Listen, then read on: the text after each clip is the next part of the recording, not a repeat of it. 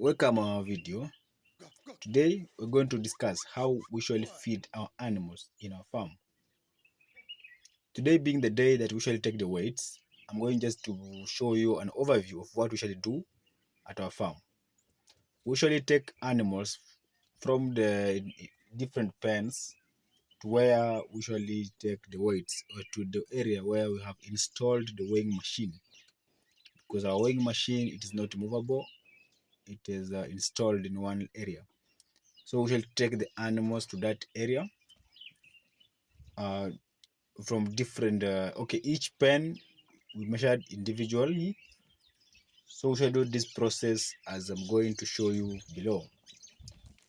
The area where you have the mizan or the weighing machine, it is made in a corridor design or a runway design where the animals gets in, stands on the weighing machine. The weights of the animal that are being read, then the animals passes through the other door back to where it came from, or back to the pen where it usually stays. So as you are seeing, we're going to take one or each animal individually in the weighing machine. Our weighing machine carries 1 ton. That's the maximum capacity of our weighing machine. So we usually take, most of our animals or most of our bulls, they weigh below 800 kgs. So our weighing machine is capable of taking that weight. So once the animal gets into the machine will read its weight. After reading its weight, will record the weight, then allow the animal to pass through the front door back to the area where it usually stays. As you are seeing, we are taking the weight of this animal, the tag number, because I usually tell you tag numbers, they help you to know how you do what. Tag numbers help you to record the data of each individual animals. So once you take the data, we release the animal. We do that process to the whole group or the whole lot. That is either group 1, group 2. We do like that. From there, after finishing taking the weight of all the animals, we'll do what? We'll record into the machine, do the calculation to know the amount of feed we're going to feed different groups. After doing that, we now go to the feeding area.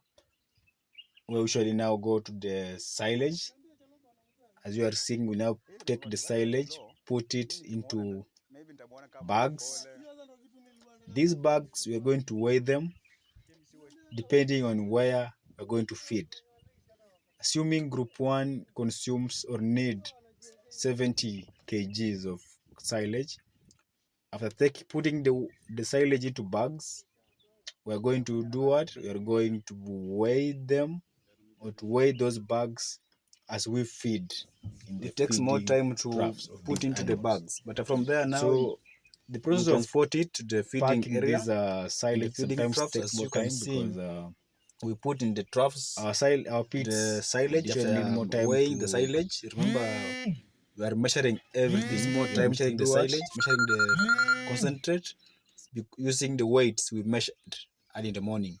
So because these are controlled feeding, mostly feedlots, mostly it is a controlled feeding where you usually take weights of everything. You weigh the animals, you weigh their feeds to see, or to try more to lower your cost.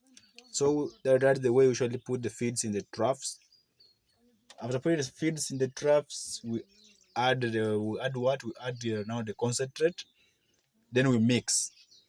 Yeah, we mix now to make sure the animal will feed everything, and to make sure all the animals will feed on concentrates, because sometimes some bulls are very stronger than the others. So to reduce the areas or the instances where some animals will feed more than the others in terms of concentrate, now we usually mix the concentrate with the silage in the troughs. And as we know, these animals are not very violent, so they don't fight, they can't kick the handler. So you just put the silage, put the concentrate, mix, with the bulls. They're very friendly. After mixing the concentrate with the feeds, concentrate with the silage, now the bulls will do what? They will feed. Yeah. After they feed, after now the workers will go to rest, take some time. Yeah. Now we back on what? Cleanliness. I should tell you, we should keep the areas of these animals clean. So we clean the areas, just normal. Okay. Our pen are cemented, the floors are cemented, so cleaning is very just easy. Just sweep with the spades, with the brush, with the broom, because this sunny season, the animal waste just gets loose very faster. You just sweep to one area, collect. Now you carry them to the what? The area where we usually store the manure, waiting to be transported to the shambas or to the farm where we usually plant our maize, plant our napier. Some we sell. So we usually transport the manure to the area where we usually store the manure. For our case, we don't make biogas from the manure. So some we sell, some we use it in the shamba. So that is the advantage of fillet, because it is easy to do what, to have enough manure. Oh, okay, I can say it facilitated like a basket where the shamba gives you what, the feed to the animal gives you manure to take it back to the farm. So it's a cost sharing. Yeah, from the manure you get to the animal, you can sell or you can take it to the shamba. So it is 50-50 gain from the fields and the animal. So cleaning is being done daily, feeding is being done daily under controlled measurement, because everything in the farm it is measured. Yeah, but the weights usually measure weekly. So after the week, the weights of the weights of Saturday is the weights we'll use to feed those animals that week.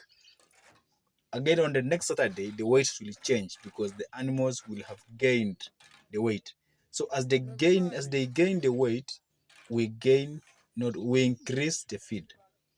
So weight taking helps you to what, to increase the amount of feed you are giving to animal, because as the animal gains more weight, the feeding also increases. So to balance that, you'll have to do what? You'll have to increase the feed after taking the weights and doing your calculation depending on the percentage you are feeding your animal. You can be feeding your animal 2% of silage, 1% of concentrate. So you can be feeding 4% with 1%. These you will acquire it after taking the weights. And for taking the weights, because you have too many animals, tagging them is another factor that will help you to do what? To formulate that regime. So your tagging and record keeping is constant, and it will help you throughout the farm. So most of your